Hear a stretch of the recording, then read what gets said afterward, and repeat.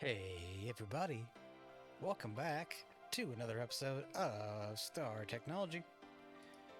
Alright, so here we are today, episode 40.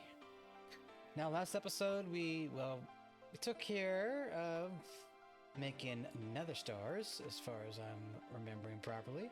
We also got twinite as well. Now, regarding the nether star situation, in the last episode, I had set things up so that these were taking in charges, right? These things right here. Well, since then, after the episode, I did some tweaking, right? And you'll see that we have energized nether star shards in here. Now, it's not running because we have our quota of 16 shards for the ice, the lightning, and the fire and the earth, so on and so forth, right? I have two energizers here. I don't know if they're both needed. I may have made both of them in haste, or made a second one in haste. Maybe it could keep up with just the one. But down here, we have a forge hammer, right? And that's going to take in another star that is fed into it via supply. All right, and now break it down, like I covered last episode, into 5 shards that gets sent into our network, and then that gets sent to the polarizers, right? So, with all that being said, we have 16 of each shard in our system. Okay, so other things that I did off camera, I went ahead and prepared all the blocks that we're gonna need for the large engraving laser multi-block. This is a big thing. I'm excited for this. It's on that note that I also have a parallel control hatch. Huzzah! Oops, wrong button. These bad boys are gonna allow us to make things in parallel. Now, on that same note, there is a large ME assembler. This big boy. Now, with this, we'll be able to make even more processors at once. If you recall, we can only make the 4 times recipe right now, or say a logic processor, right? For silicon, it's 1. For phosphorus, it's 4. For neutronium, it's 16. Naquita is 8. So 8 would be our next logical step up. That would be Eevee. So once we get Naquita going, we'll be able to get even more. And then lastly, Draco doped chips. And that's 64. But that's UV. So we got a while to go for that. Maybe we'll get the large ME assembler work done today. I don't know. But what I do want to do first is get this set up. Now, what's our network looking like? Yeah, okay. So we got, the IV rotor holders for some of these. You can't see it because of the... Oh, there we go. IV. So these, again, are going to spit out a maximum of 36,000. So our power generation should be good for a bit. Benzene is up there. I did some tweaking to some of our energy acceptors or energy hatches on the distill towers, so making more benzene that way. Did I do anything else that I wrote down? Revisit cables. Oh yeah, I fixed all of our patterns that used liquid rubber to use either SBR, probably SBR, I think, just SBR.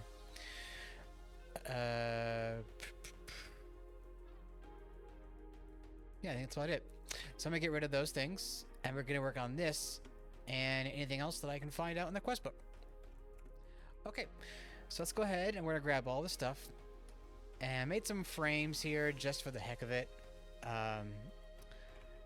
Just for aesthetics, if anything. Let me kind of show you what I mean. So the engraving machine is a 5x5, so we're gonna go 1, 2, 3, 4, 5. 2, 3, 4, 5. There we go. So I won't make this too tall. You know, TOO. But, yeah, let's set this up like that.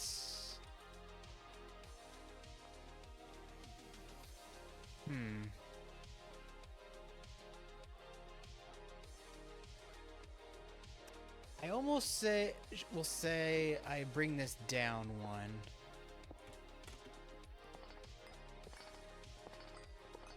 I don't want to waste too much verticality in the clean room, so we'll keep it like that maybe.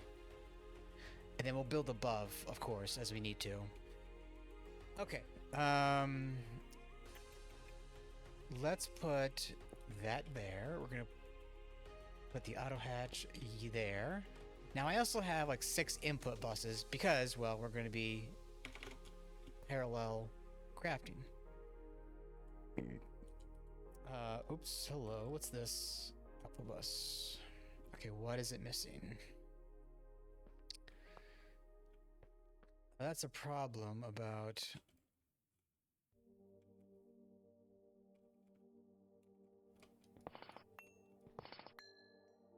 Is this supposed to be hollow like this?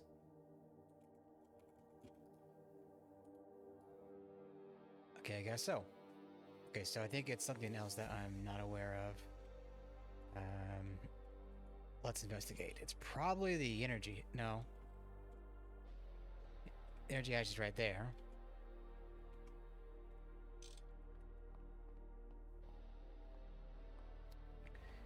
Input buses will be moved.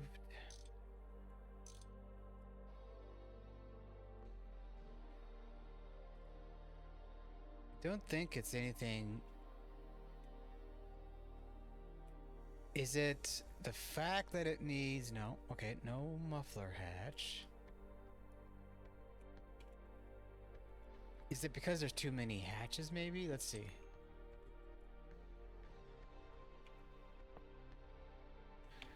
Let's start off by eliminating doubt. We appear to have too quick of a tool here.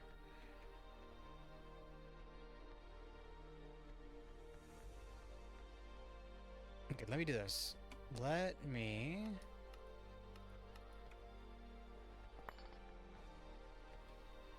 So everything looks good on the inside.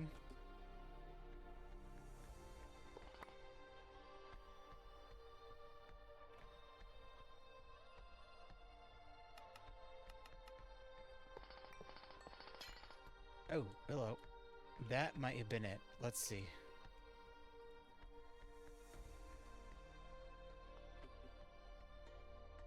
Oh. Yeah. There we go. Okay, now we're formed. Okay, that's what it was. Yeah, sometimes the old system is a little derp. Alright, so what I'm going to do is I'm going to take these out. That will move. That will move. That. Then I'm going to come up here.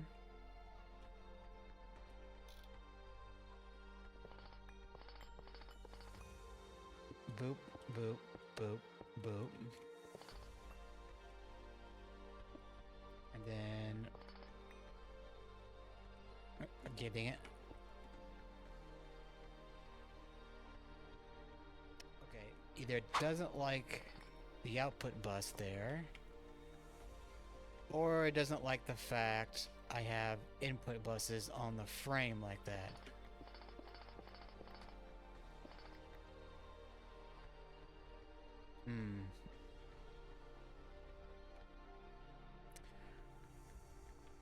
Let's see. Let's do something. You know, I kind of hesitate to have to do this, but we might have to flip this upside down. Let me show you what I mean.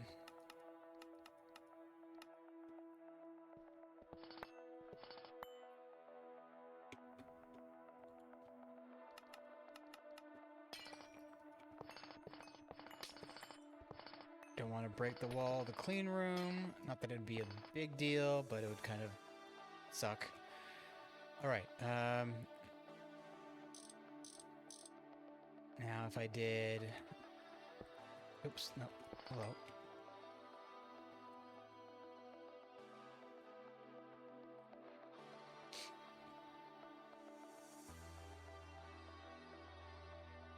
Okay, that could kind of work. Let me do this. Let's take that out. We're gonna go 1, 2, 3, 4, 5. And then... right there. There we go. That could work.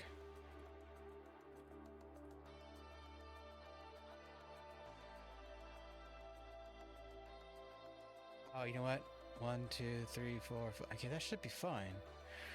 Am I... Okay, let me fix this. I'll be right back. Okay, we're back, everybody. So as you can see, I rotated this thing upside down. Now I have to keep it like how it is. Otherwise, if I try to rotate this, you see it goes structure incomplete. Right? Then up here, oh, I should probably put the converter right there.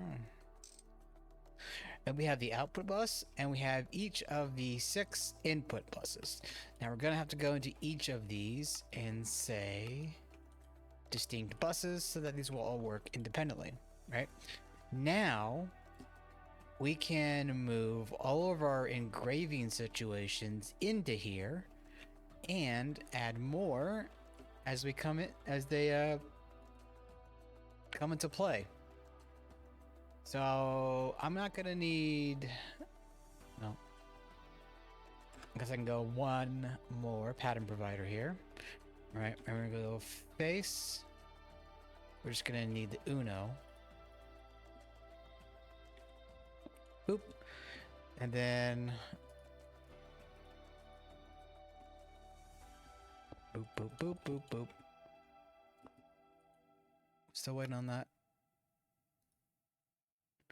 Skystone. I wonder if I can make that more quickly now. How is that made?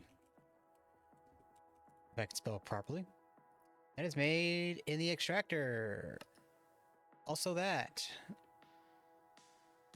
So yeah, that distilled water, polychlorinated by phenol. Wait, PCB? Oh, that's Kaloop. Vacuum freezer. Yeah, I guess we're gonna have to figure out polychlorinated by phenol, which is chlorine gas, and biphenyl dust. Biphenyl dust is oxygen benzene. So okay, that's not terrible, I guess.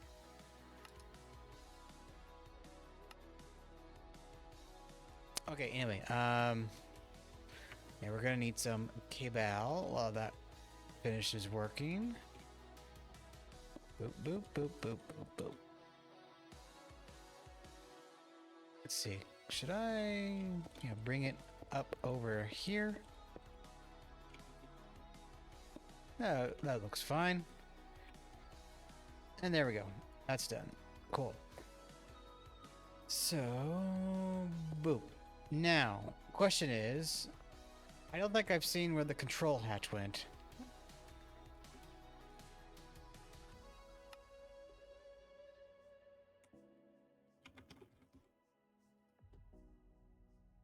Is it hidden somewhere, I wonder?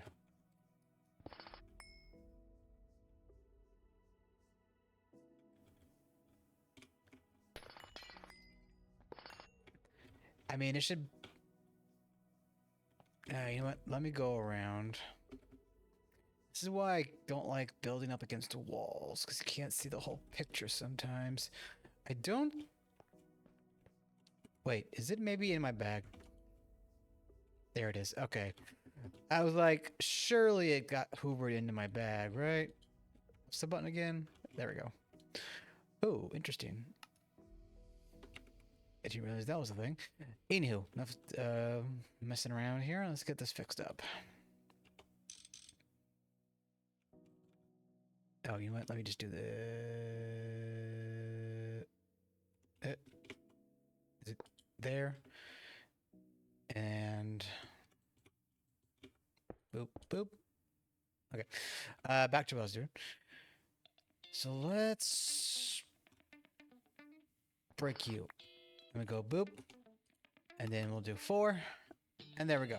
So now, well, yeah, I guess now we could make parallel wafers. Well, engraved wafers, right? Let's see, where are we at time? Okay. So I could probably start moving some patterns over in between pauses. Now, there's also the reinforced epoxy that we want to get into. I want to get to the assembly line, so maybe I'd look at Ruridit real quick, which I don't think is going to be a big deal. That's just going to be radium and ruthenium in an IV mixer. So let's pop over here. All right. So Ruridit mix. Now our ruthenium supply, yep, should be good. Mixer, boop. Mouse seems to like have an issue right now where it stops moving briefly when I'm like moving it left and right. I'm not sure how to explain it other than just that it kind of forgets to move sometimes. All right, so we're making that dust, and while that works, we're gonna want to get this and that. Now, does this need anything in the freezer, or is it just helium? Or nothing? Okay, that's fine. All right, double that up. We only got one of you. And there we go. Quad. Boop. All right, so it has to make an extra bit of dust, but not a big deal there. All right, so while that gets crafting, that should open up the way for the assembly line. We're gonna need a scanner, a data stick, and an assembly controller block. All right, so let's get this bookmarked or patterned up. What we need here: assembly line casing. Then should be good to go. Nano, check, check, check. Okay. Everything's good there. So these are going to be in the molecular assembler. Boop and a boop. No, not you. Boop. Assembly. Cool. So that might be a bit of a wait, considering it had like 12,000 bytes on there.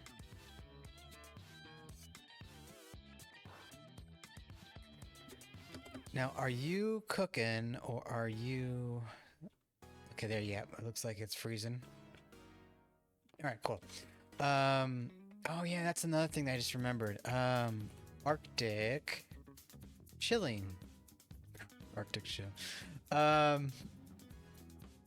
Yeah, that will be our next step up. Although, let's see, is there anything abnormal about this? I don't think so. Well, it's gonna need the scanner for one thing. It's also gonna need the assembly line for another, so maybe we hold off on making this right now. But that will be our first parallel, wait.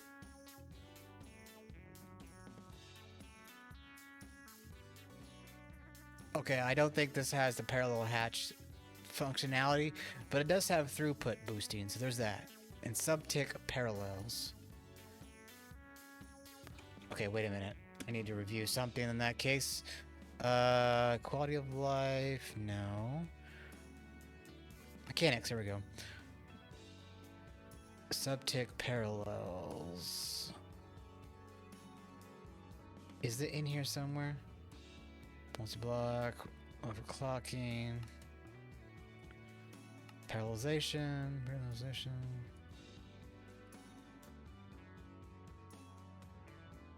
Wireless power, threading.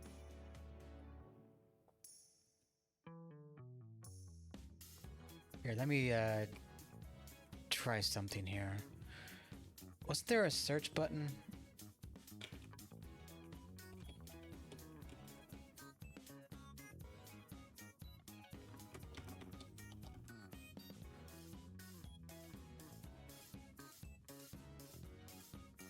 Subtick parallels.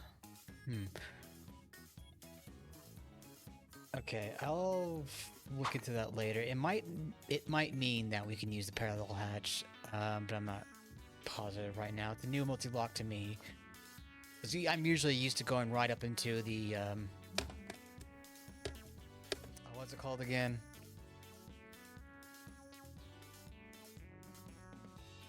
Oh yeah, the bulk blast chiller.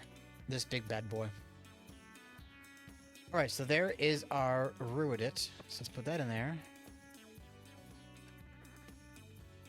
Right. Oh, button. There we go.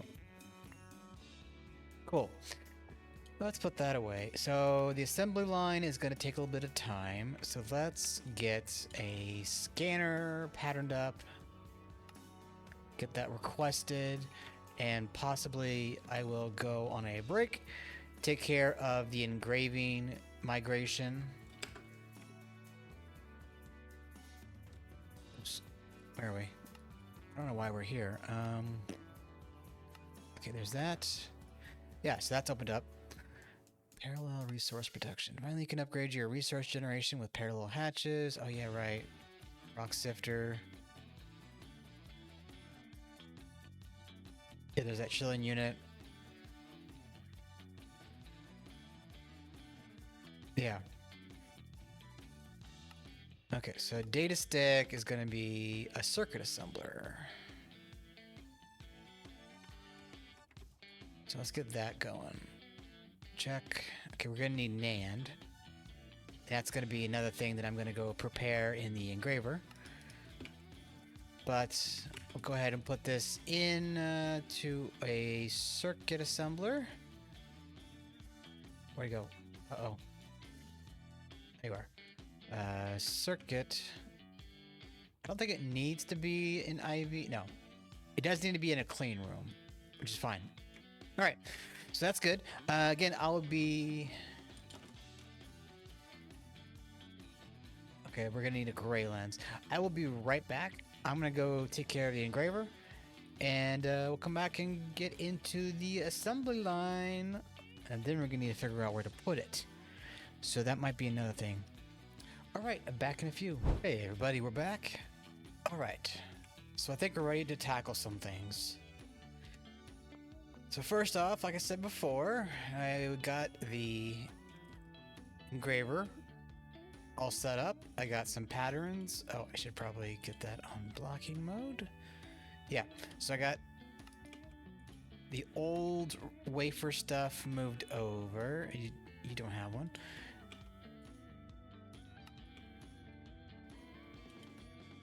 And then I also, in the process, where is it? I set up the NAND memory wafer, which that is, not that, that is going to come from the gray lens with the phosphorus dope wafer in our circumstance, right? And that will give us the NAND chips, and that is going to be used in the coming recipes like the data orb, data sticks, which I have made.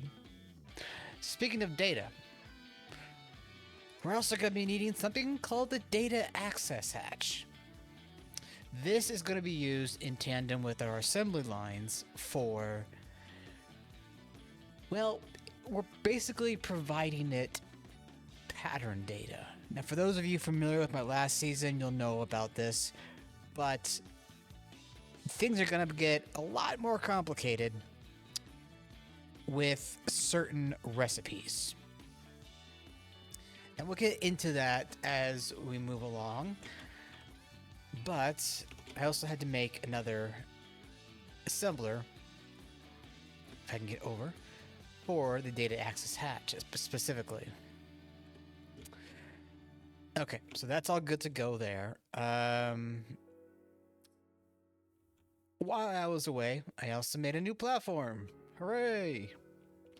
This is going to be where the assembly line situation is going to get put up.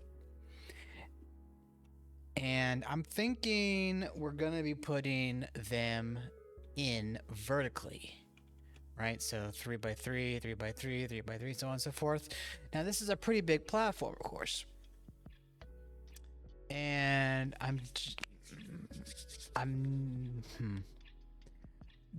might end up just changing a lot of the design later on, but keep in mind, we're going to be needing something eventually called a data bank, right? And this data bank is going to be a 5x3, 5x3x3, right?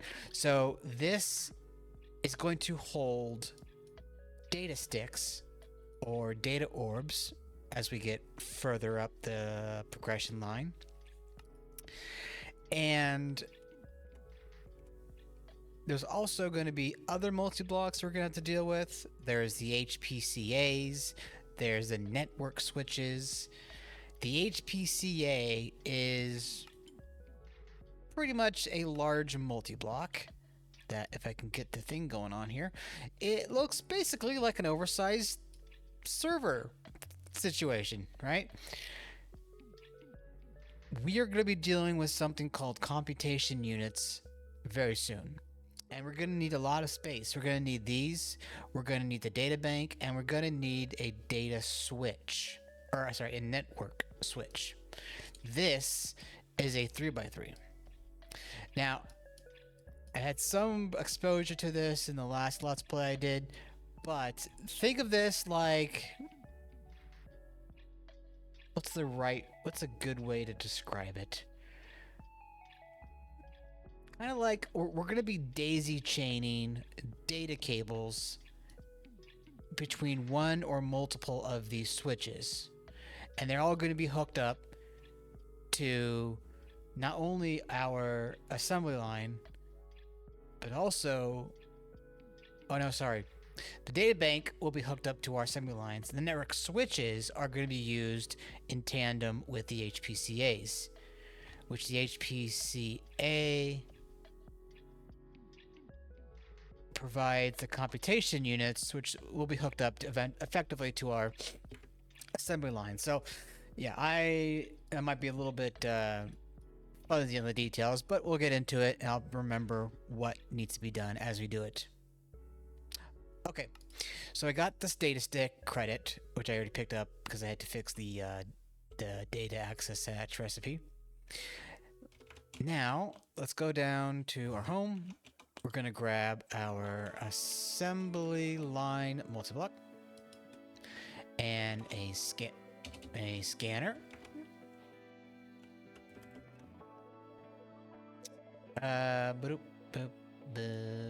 That's not going to be a very good indication of anything. Let me do like this. And even then, that's probably not the greatest. Let's do... Okay. So that quest is good and done. Data bank allows you to store research data in mass and share it among multiple assembly lines or other data banks. Oh yeah, so look at that in the description. Your personal NAS. Bulk data storage, transfer with optical cables, data banks can be chained together. Yes. So, whole mess ahead of us. I don't know if we're going to need the assembly line immediately, but I know we're going to be needing it very soon. Okay, there's the LUV energy hatch. Okay, yeah, so we are going to need it for the energy hatches itself. So we have the scanner. We're going to need an IV energy hatch and a data stick, right, to get a LUV energy hatch data stick. So let's pop over to... Where did I put the IV? Oh, I did do another thing. Over here at our crafting towers, I went ahead and I upgraded the co-processing crafting units to 16 times. I added two 64Ks to these first two, right? And that's kind of why I also want to get the large ME assembler going, so I can get more processors, more crafting units done, and more quickly. Okay. So this bad boy, right, it looks pretty small at first glance, but then you can make it bigger. Oh, I have to go all the way back to, I think it goes 12. Yeah. So that's what we're dealing with, effectively. A big tower. Now, I like to build in preparation for the future, so I'm going to be going with a big-sized assembly line. Right? So, does that... Okay, so it does update. Oh, hold on. Let me check something, because I'm pretty sure I remember this being a little bit wonky in the last pack. If I go all the way to 12, right, and I pattern that, it still has the basic. Okay, so I'm gonna have to pattern that either live and go back and forth. Let's see.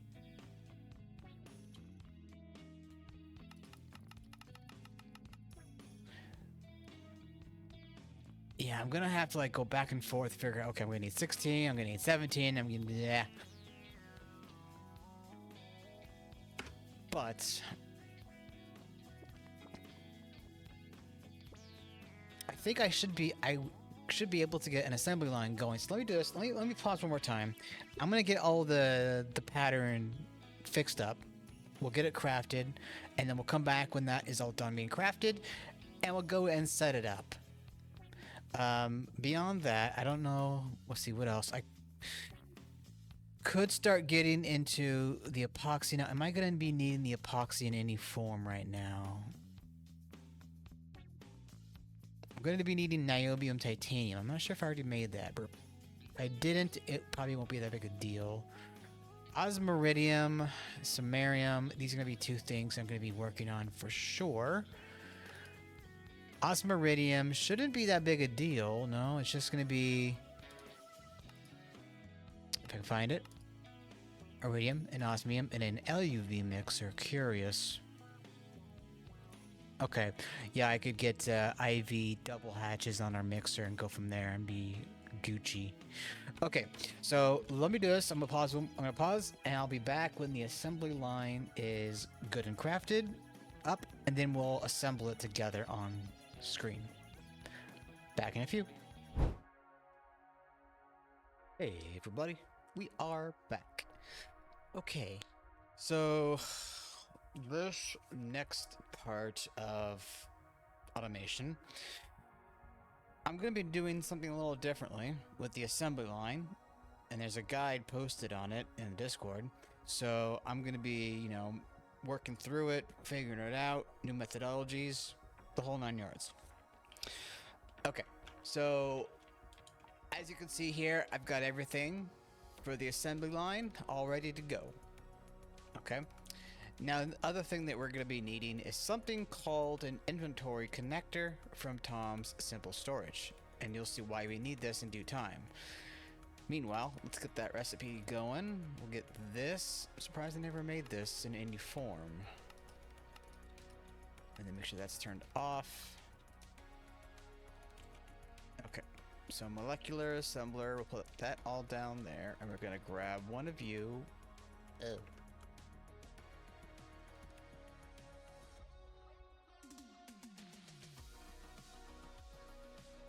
Oh. Wait.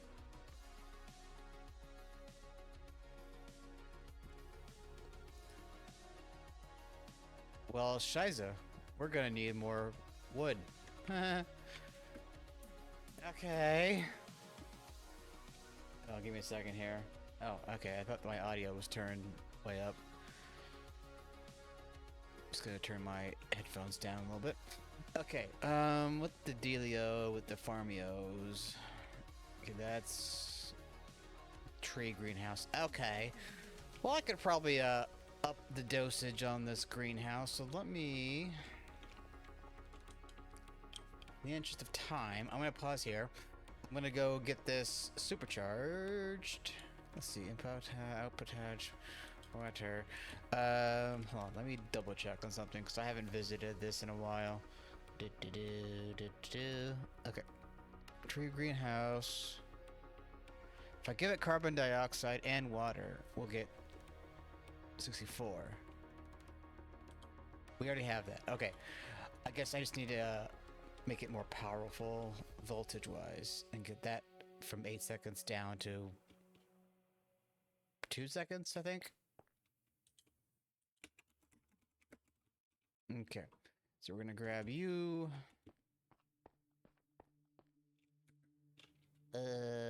I'm going to need a converter, of course.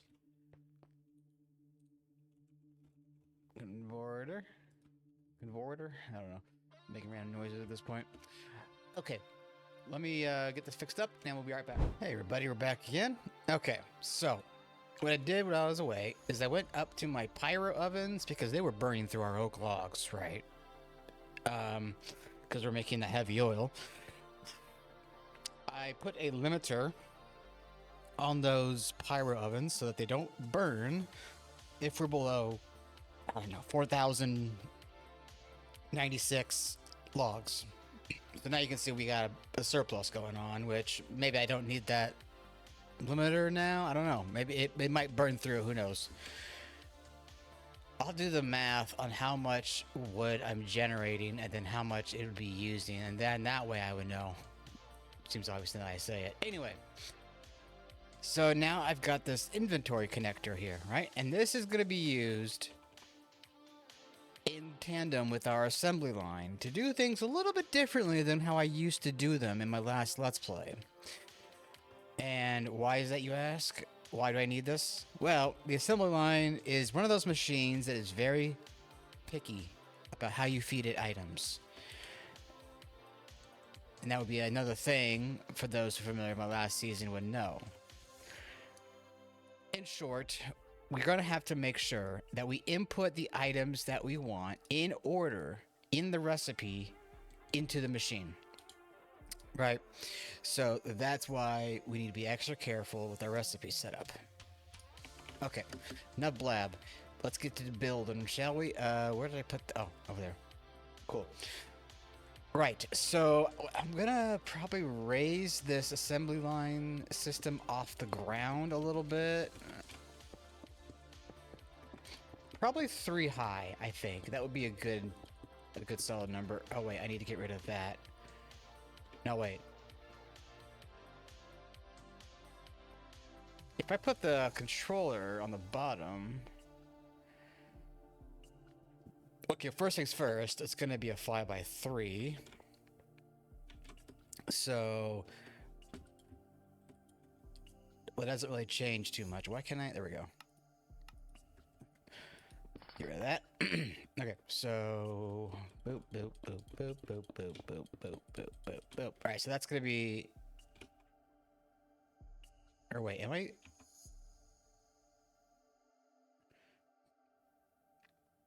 Yeah, I guess technically it would be a 5x3. Or, wait, no, sorry. I say 5x3? God, where's my main? Where's my brain? 4x3. Okay. So let's just boop that off. Alright, so... We're going to want to build this thing rotated 90 degrees. So... I'm thinking that will go there, right? And then we need to rotate. Rotate? Okay, not that rotate. There we go. And there we go. That's how it's going to look, right? So our data hatch, we're going to put... Actually, you know what? No. I'm going to build this manually because if I try to build this with the terminal, it's going to... Well, now that I think about it, I don't think that would be that big a deal. Let me try. Oh, crap. I forgot to replace it. Okay, let's get this adjusted. Oh, frick. Okay.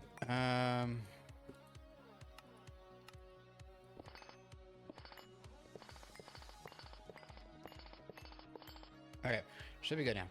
Should be rotated. Let me double check. Yep, all right, and boom. All right, so as you can see, it's formed now. but this is too small. We're gonna need to go bigger. So let's get rid of you. And then we're gonna start by putting in the last of the input buses. So let's see, let's double check here. That's 1, 2, 3, 4, 5, 6, 7, 8. Damn it. 1, 2, 3, 4, 5, 6, 7, 8. Dang it, spacebar. 9, 10, 11, 12, 13, 14, 15, 16. And wait. I'm pretty sure the limit is 17 long.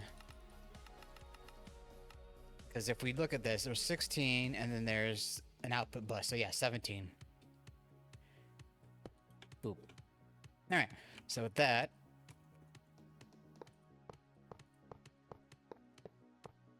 I feel like I could use a building gadget for this. There you are. Let's see.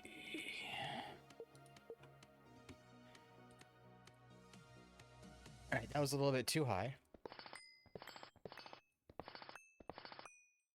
I think. Yep, okay, there we go. And now, boop. Perfect. That's gonna go. Oh, no, I think we're good. And my music. Okay, no, it's just gonna be a slow start song. Okay, anyway, you. Good. Very nice. Boop. And boop. I want to say that will work fine. Lovely. Okay. So that should be, I think, all of it? Question mark? Yes. Cool. All right. There's our first of many assembly lines. Now, it might be a while before we get into full-blown assembly line parallelization, but that will come in due time. This is probably going to be a good portion of this platform is probably going to be dedicated to assembly lines and research. More on that again later. Okay, so I think we're at about 42 minutes, so maybe I can go a little longer, about 5 or so minutes. So the thing about the data access hatch right here, it's basically like an input bus to a degree. It's going to have data sticks, right? Data stick. This thing right here. We put the data stick with an item into a scanner, and then we get, well, it shows the item, but basically we're going to get a data stick back programmed to make this item. So a ZPM input bus would give us an object holder pattern. It's kind of like AE2 in that regard, right? So then that would go in there. And then we are going to have to set up the configuration for all of the inputs. Now, I'm just going to do some... Where did my connector go? I'm going to fuss around with it. Probably a little bit off camp. Wait. Did I leave it in the bin? Oh, there you are. Okay, so I want to try and get at least some setup before we pause or end off today. So let me do this. I'm gonna fuss around with the setup for this. I need to get some ME cabling out here. Got to do some sub-network stuff. So let me look at that. We'll come back and I'll try to explain what's going on. I don't know if we'll be able to get an item made just yet. I might try and get that done, but we're pushing the end of the episode. So let me see what I can do, and we'll be right back. Hey, everybody, we're back. Okay, so I think it might be in our best interest to end things off here, and then we'll come back next episode because I was looking at the LUV energy hatch, if I can get the thing pulled up, and you know, there's really not that much to make. There's niobium titanium. I don't know if we have that yet, which I don't think that'll be very hard to make at all. There's a ludicrous voltage coil, which is going to be osmiridium and samarium, which we got to get those going. I didn't want to rush all this. So next episode, we'll come back and we'll get osmiridium ironed out and all the other materials going. It's a good thing that I have that LUV EBF up there with the yellow coils. That one right there. So we can get that going. And then as far as the assembly line, oh, and another thing, I realized that we have the wireless connector for AE2, right? And I have this thing connected to, if I can get down there, right there, right? So that is connected to that. Now, we might need energy cards in the future if the strain becomes a bit too much. But regardless, you can see here that we have the first assembly line kind of wired up.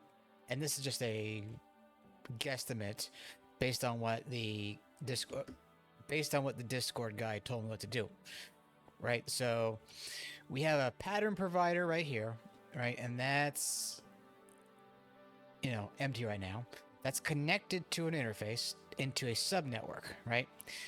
And that's going to connect to this inventory connector and our fluid hatch. I don't know if... Now, I think this is needed for items and this is for fluid separately. Anyway, the idea is that this is going to be able to put in all the items into each individual ULV input bus where it needs to, right? If there's only 5, it's only going to put in 5. If there's 16, it'll put in 16 different buses. And then up here we have the output bus, which I don't know off the top of my head. Double check here if I can.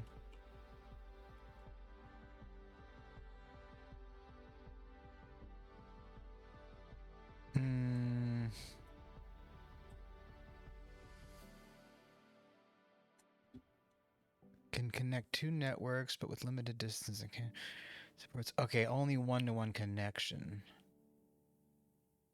So, in that vein, then I'm thinking I'll rework this eventually.